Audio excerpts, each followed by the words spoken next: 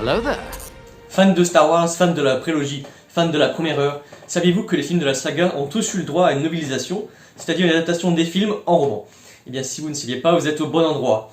J'ai lu la prélogie par l'intermédiaire de la compilation Pocket réunissant les épisodes 1, 2 et 3, mais sinon sachez qu'ils sont tous individuellement disponibles encore en occasion, puisqu'à l'époque ils sont tous sortis individuellement à leur sortie.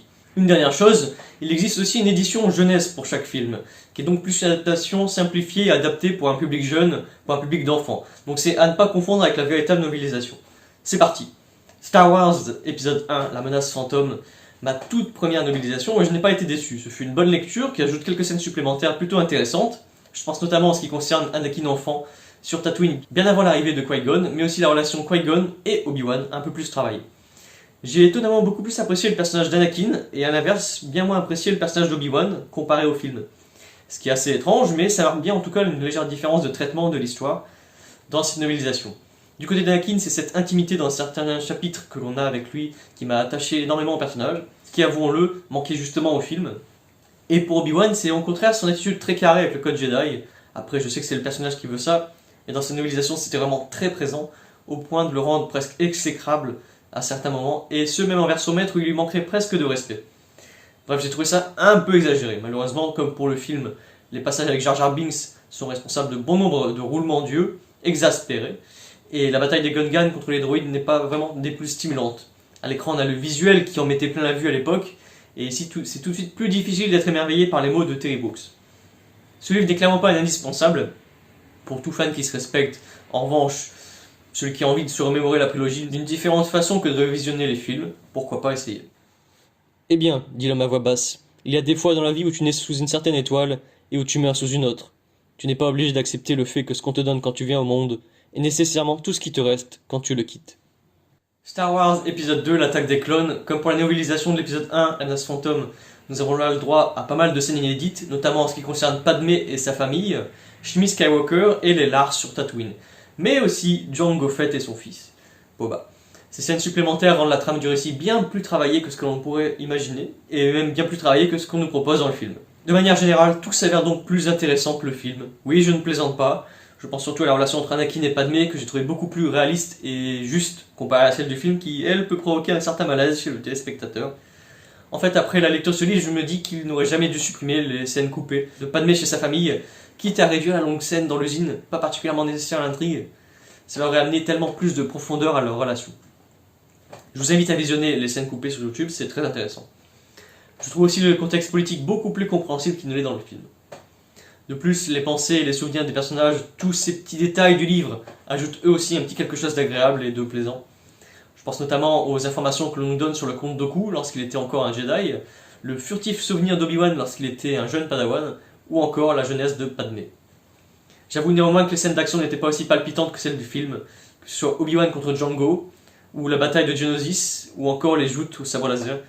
Mais j'imagine que comme pour l'épisode 1, c'est aussi ça l'imitation d'une novélisation. J'ai aussi relevé une petite incohérence sur les propos de Maître Yoda au sujet de son avis sur la formation d'Anakin, qui ne sont pas du tout les mêmes qu'à la fin de La menace fantôme, la novélisation. Pour finir, je ne peux que conseiller ce livre et à tous les déçus du couple Anakin-Padmé dans le film, et même aux autres d'ailleurs, les scènes supplémentaires sont véritablement un atout majeur auquel à elle seule donne à ce livre un intérêt justement d'être lu. C'est un vrai complément au film, R.L. Salvatore a fait un très bon boulot. Ne pensez pas, sentez, ordonna Yoda au groupe. Ne faites plus qu'un avec la force. Obi-Wan, souriant, prononça silencieusement la fin de la phrase en même temps que le vénérable maître. Vous aider, elle pourra. Mieux vaut mourir en pourchassant ses propres rêves que de vivre une existence sans espoir. Star Wars épisode 3, la revanche des Sith, mon film Star Wars favori, et la dernière novélisation me laissera au final un très bon souvenir.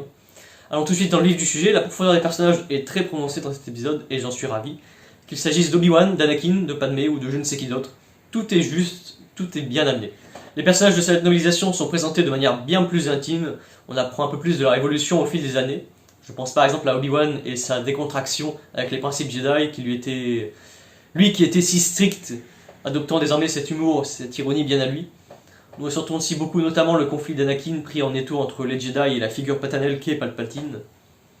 Les discussions privées entre les maîtres approfondissent ces personnages que le film présente comme si sages et si puissants, mais qui dévoilent si peu d'eux.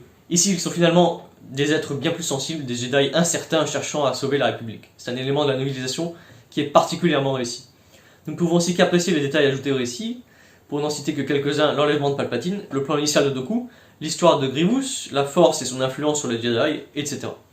Quelques déceptions quand même, notamment au sujet de Kashyyyk et de l'exécution de l'ordre 66, dont on lit si peu, alors que ce sont des éléments majeurs de cet épisode.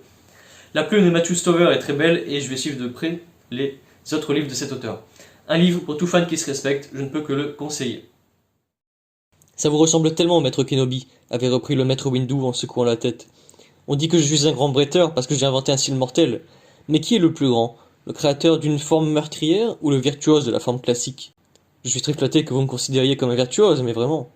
Pas un virtuose. Le virtuose, avait répondu Mas.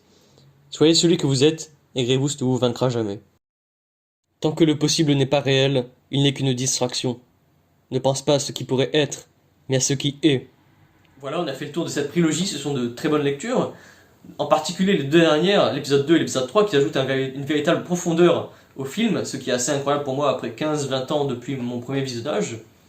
Ce ne sont pas des lectures magiques comme un Dark Plagueis ou un Ahsoka, car il n'y a pas d'éléments de véritable découverte. On connaît la trame, on sait ce qui va se produire, mais ça n'empêche pas que c'est un plaisir à lire, et ça ajoute quelques éléments importants. Je reviendrai parler de la novélisation de la trilogie originale que j'ai juste là qui m'attend, et on verra si à l'époque des années 70 ou 80, la novélisation était aussi réussie. Lisez bien, lisez Star Wars, je reviens vite pour vous présenter une prochaine lecture. A bientôt.